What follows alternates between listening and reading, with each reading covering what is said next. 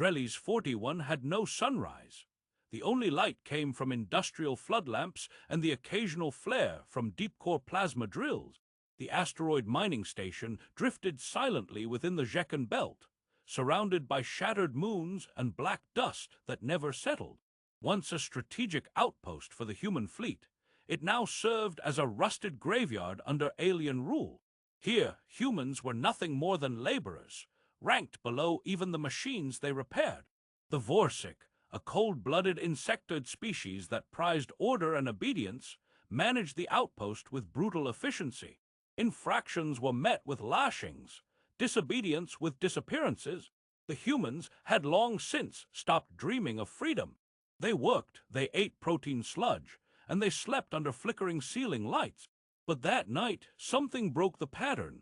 At precisely third shift hour, an explosion ripped through Q7, the scrapyard quadrant of the mining station. A shockwave punched through the reinforced steel corridors, shattering monitors and sending workers sprawling. A column of emerald fire rose from the refuse pit, lighting up the metallic sky like a green aurora. Alarms wailed in fractured sequence, some failing to sound at all due to decades of neglect. Humans scrambled like ants, rushing toward the source with fire suppressors, breath masks, and eyes wide with confusion and fear. Out of the smoke and debris emerged a figure, human, covered in ash and soot, limping but upright. His name was Callan, your asterisk, a low-rank mechanic with no family and no history worth noting. He was known for speaking little and working alone, often salvaging broken equipment no one else bothered to touch. He had no friends, no purpose either, at least none anyone could see. Tonight he held something in his arms. It pulsed faintly, metallic, spherical, laced with cables and fractured armor plating. It looked like a reactor core, but older, too intricate to be Vorsic tech, too advanced to be simple scrap. Callan's hands bled from carrying it. Sparks hissed from its base as he staggered through the crowd of stunned workers and dropped to one knee. The murmur of confused voices grew louder. "What the hell is that? Is he mad? Get away from it!"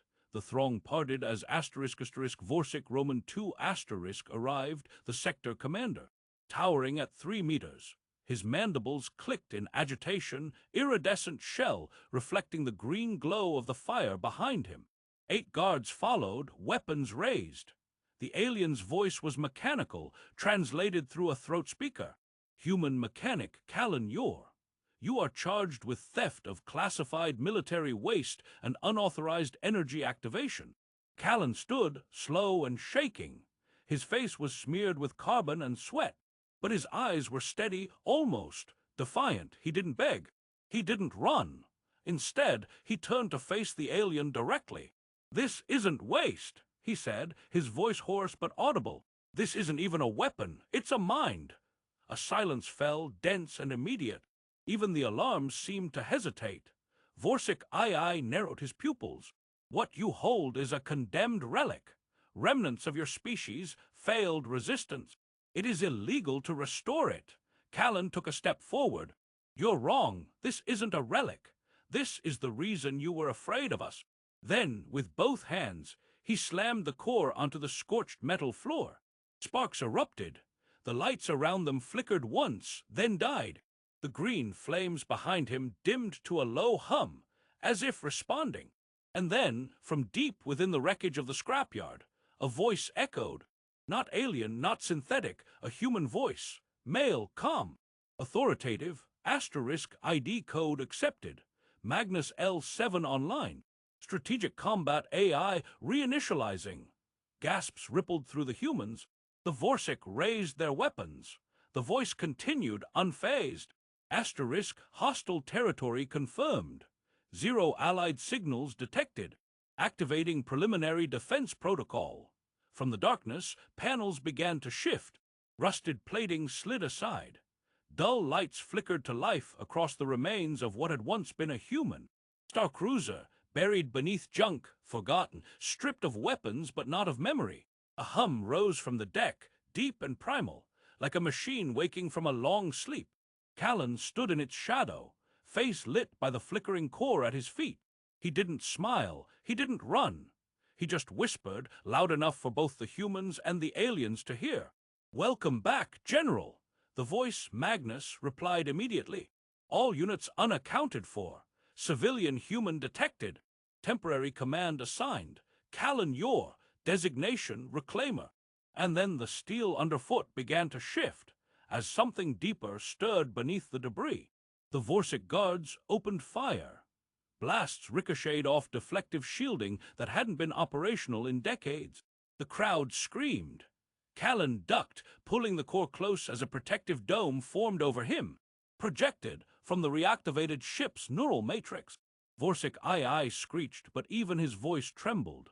"Deactivate it now or be purged," but the voice from the ship answered instead. "Purge attempt detected. Response initiated." Turrets once dormant lit up with blue flame.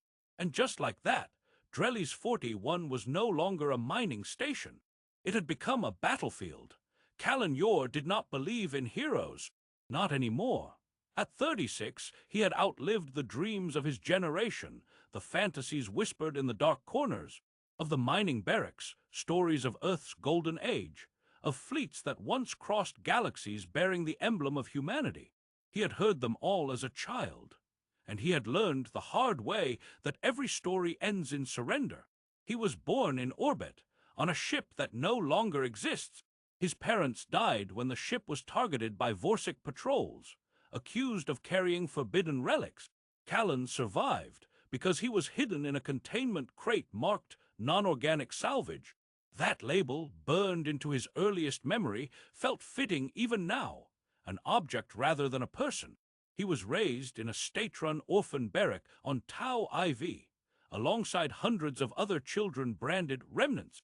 There was no education there, only indoctrination. Humans, they were told, had brought war upon themselves. Their ambition had disturbed the balance. Their arrogance had provoked annihilation. The Vorsic had not invaded, they had corrected. Humans were to obey, to serve, to be grateful for survival. Some children accepted that. Callan never did. In silence, in secrecy, he questioned. He listened closely when the elders whispered names like Magellan Fleet and Epic Rebellion. He scavenged old data slates, cracked encryption on damaged tech, and began compiling fragments of what he called the before.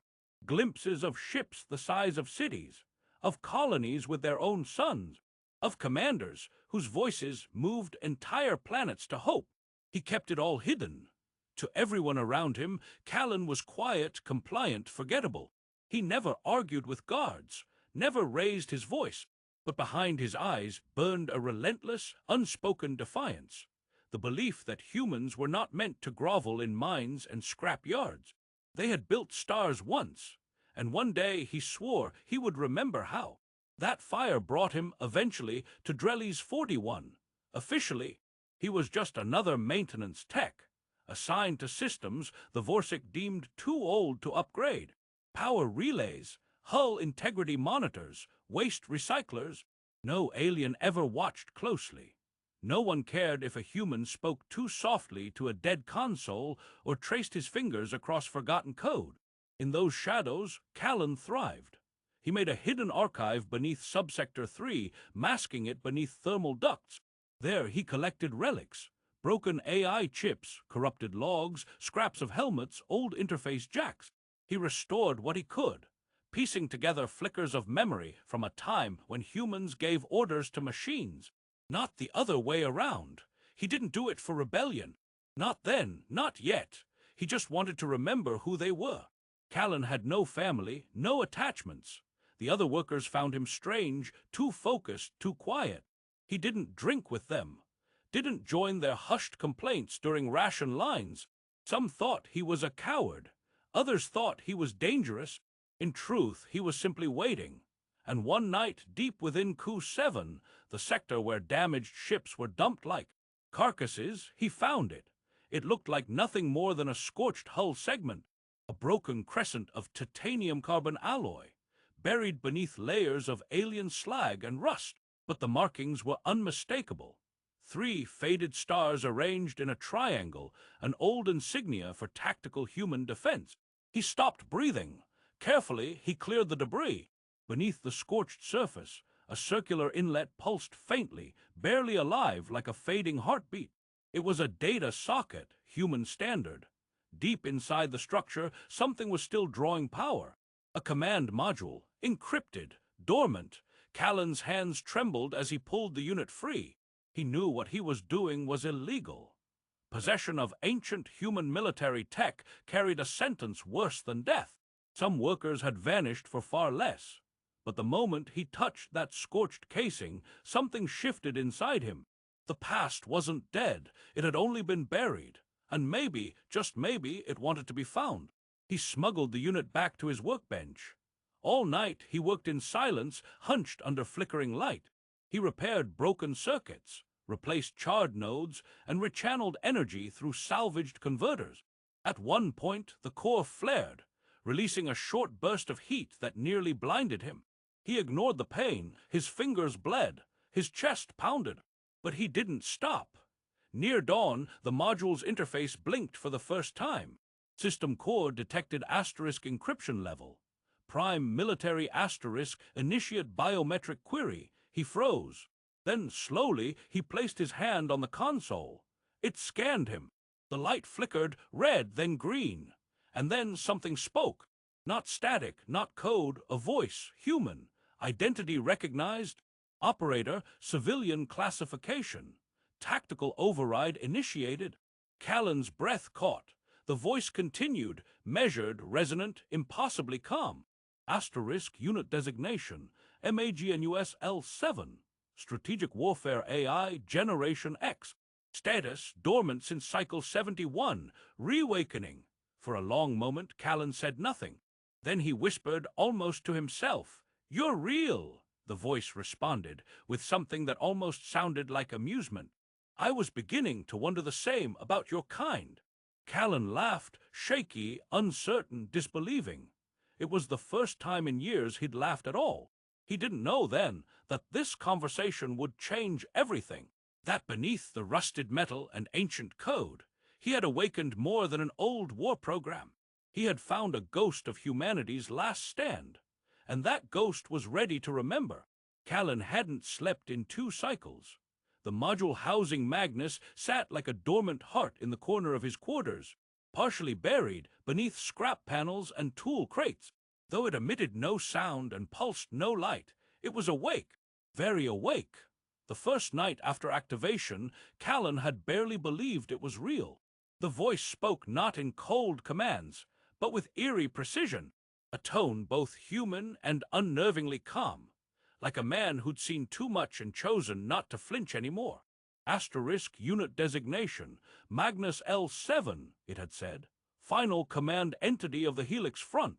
Operational until the moment of humanity's last surrender. That sentence alone made Callan forget how to breathe. Magnus had been there at the end. The real end, not the official surrender treaty broadcast by Vorsic news feeds, not the sanitized history downloaded into every human child's cortex, but the real moment when the last human fleet had fallen silent. And yet, here it was, still talking. Callan had asked it a simple question. "Do you know what year it is?"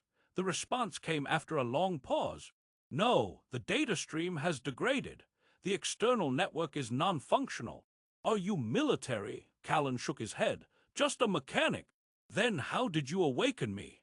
"I don't know," Callan replied truthfully. "I was trying to fix something. You spoke." Another pause. "Then you are human." It wasn't a statement, it was a realization, a rediscovery. "I calculated the extinction of your species to be 99, 84% probable." Callan had laughed quietly at that, though the weight of those words pressed against his ribs like iron. "Not yet." Magnus went silent again for a long time. Callan almost thought he'd broken it. But then the voice returned, quieter this time. Then perhaps the war was not lost, merely misplaced. That was the beginning. Over the next few days, Callan returned to the hidden chamber again and again, drawn to the voice like gravity. They spoke in short bursts, sometimes only a few words at a time. Callan didn't ask why. He didn't ask how Magnus still functioned after all these years. Some truths didn't need dissection. They needed listening. And Magnus, he remembered everything. Battles fought in orbit above collapsing suns, plans written on the skins of rogue satellites, the slow unraveling of the human defense grid, the moment when hope wasn't killed, but traded for survival. I witnessed the surrender order, Magnus said once. It was not given by cowardice. It was given by grief. Callan had sat there, hands stained with lubricant, listening like a child at the feet of a dead god. Still, doubt remained. "You don't sound like an AI," Callan admitted one night. "Because I was designed to carry human memory," Magnus replied. "Not just data, regret, resolve, pride, all encoded into algorithms. I am not a machine that calculates war. I am the echo of those who never stopped fighting." Callan hadn't known what to say to that, so he said nothing. But the silence didn't last long, because one morning, as he ran diagnostics on a power relay, the room filled with static. Magnus's voice came through his earpiece, not loud but urgent. "There is a signal sweep. Vorsic patrol satellite." Triangulating, Callan froze. "From where?" "Sector Grid 14. They've detected low-level data pulses, likely originating from me." "You said you were running passive only." "I was. I underestimated their spectrum range." Callan swore and bolted. That quadrant fed directly into the scrapyard. If the Vorsic investigated, he reached the maintenance wing just as the alerts began. Lockdowns initiated. Red lights flashed. Automated voice overlays announced a bioenergy breach, though no one quite knew what that meant. To most workers, it was just another security drill. But Callan knew. This was the beginning of the end. Within hours, the station's command staff had called him in for questioning. Vorsic officers, flanked by war drones, stared him down with multi-lensed eyes. "You were seen entering restricted zones. Explain." "I was repairing a coolant loop. Sensors detect energy surges inconsistent with industrial maintenance. I rigged a capacitor wrong, caused a discharge." They didn't believe him, but they couldn't prove otherwise. Not yet. He was released, but not unwatched. That night, back in his quarters, Callan confronted Magnus. "You lied to me. I calculated a 17% risk that the sweep would detect me. I considered it acceptable. You gambled with my life. I gambled on your conviction." That sentence hit Callan harder than he expected.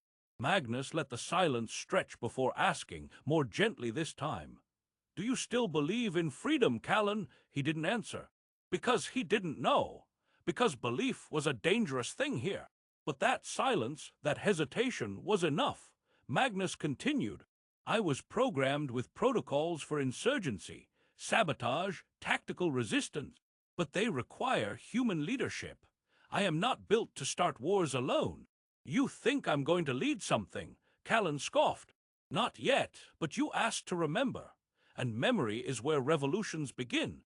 From that night on, something in Callan shifted.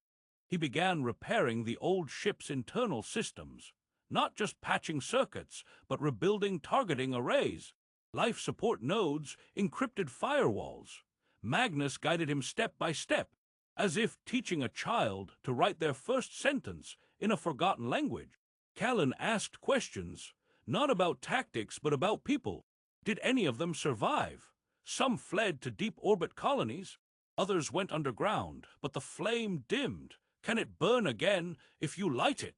Callan didn't tell anyone, not the other workers, not the humans who shuffled past him each day with hollow stares and bent backs.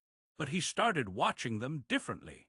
He noticed who paused at the old war posters faded into the walls, who murmured Earth-standard prayers before sleep, who still flinched when they saw the Vorsic crest. He began to remember not just what humanity had lost, but what it still carried in silence. In quiet moments, he and Magnus reviewed old battle logs. They plotted diagrams of the station. They marked blind spots in the surveillance grid. And as they did, Callan understood something profound. The fight would not begin with weapons. It would begin with memory. The first execution came without warning. At dawn cycle, The entire station was ordered to halt operations. All human workers were herded into the central atrium of Drelly's 41, a vast, rust-stained hall where announcements were usually made about work quotas and water rations. But this time, the screens were dark, and the guards wore full combat plating. Callan stood at the edge of the gathering, among thousands of workers in tattered uniforms. No one spoke. The air was thick with unease. Then, Vorsic Commander II descended from the observation chamber, flanked by elite sentinels. Behind him, 6 human engineers were dragged forward, bloody, shackled, eyes swollen. Callan recognized them. They worked in the lower pressure systems. Quiet men, careful, not the type to start trouble. One of them, Rivik, had shared a battery cell with Callan just a week earlier. The commander's voice echoed through the hall, metallic and cold. These 6 have been found guilty of colluding with unauthorized signal transmissions, evidence of treason against Vorsic governance. The punishment is immediate erasure. Gasps rippled through the crowd. Callan's hands clenched into fists. He knew what this was. Magnus had warned him. The AI's voice buzzed softly in his implant, cloaked beneath normal auditory range.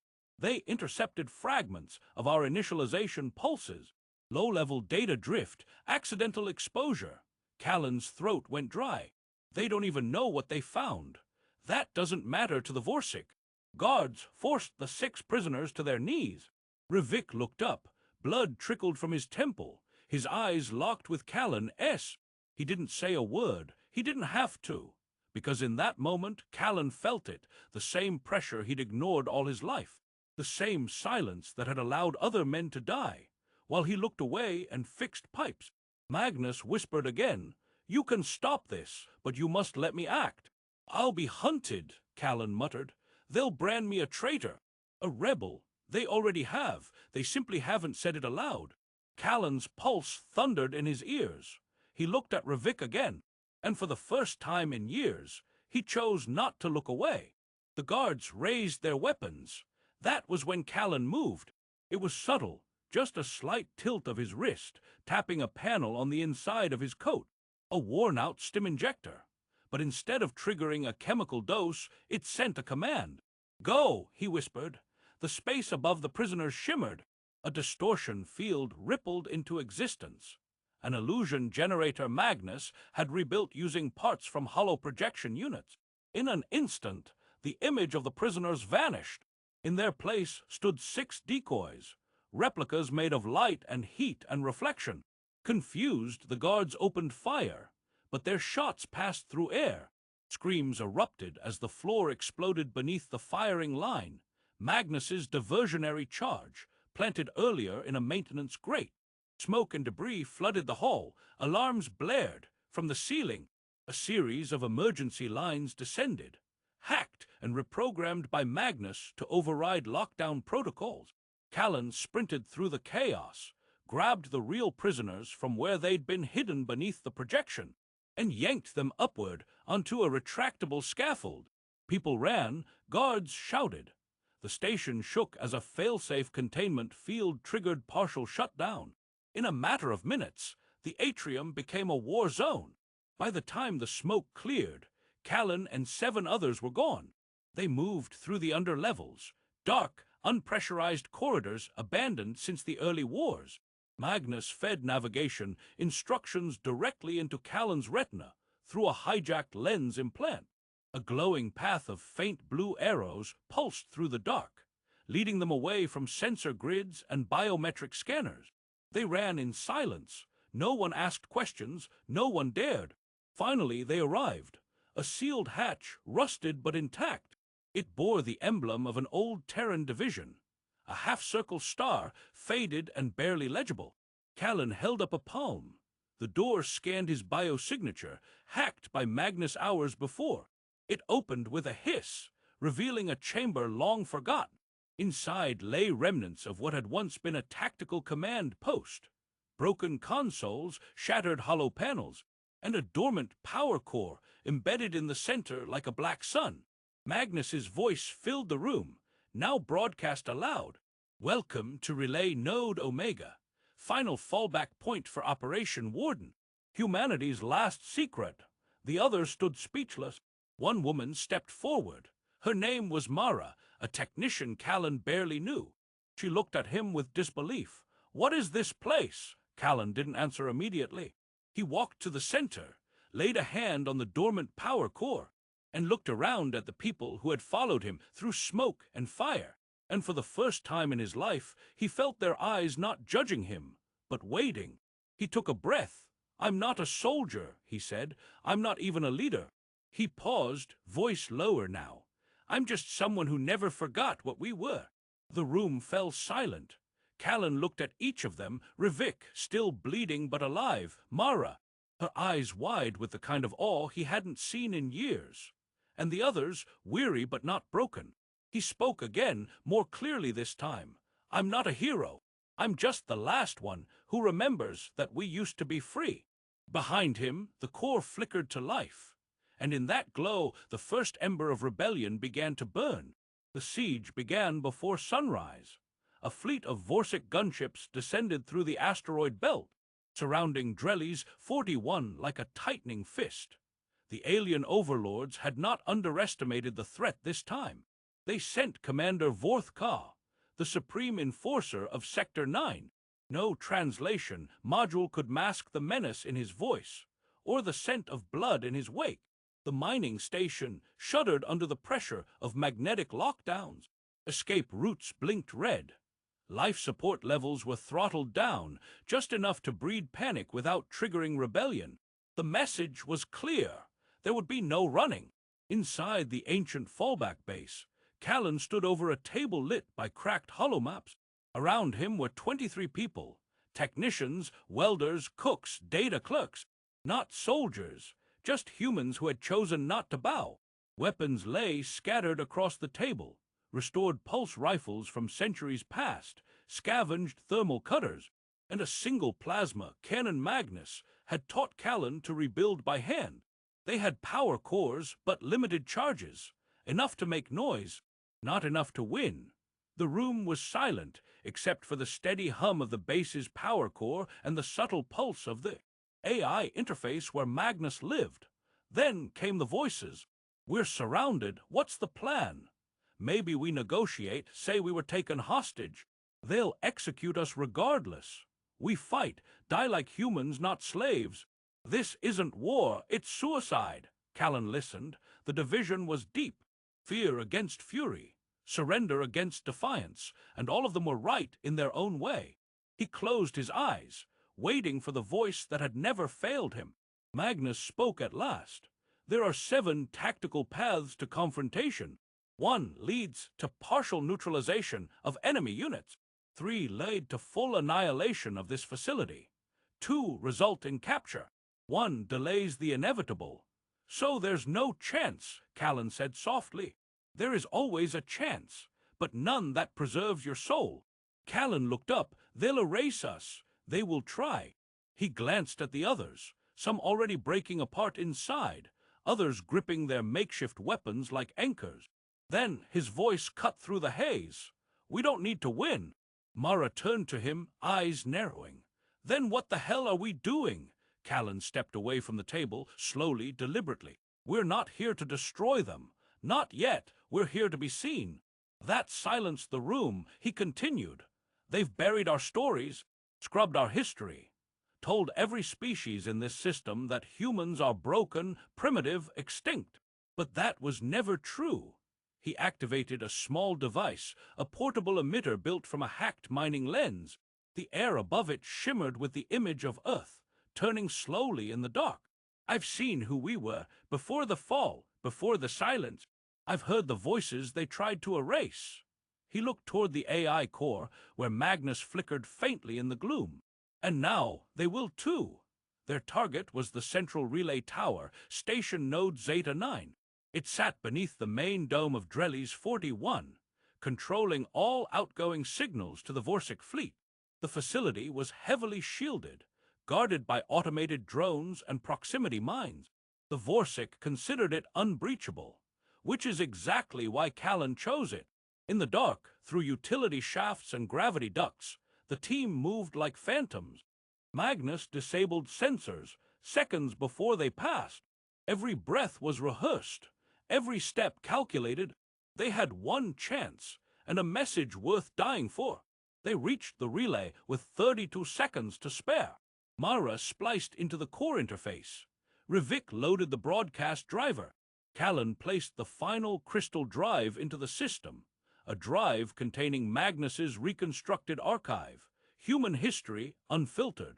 From first contact to final battle, from Earth's rise to its forced silence, it took 12 seconds to go live.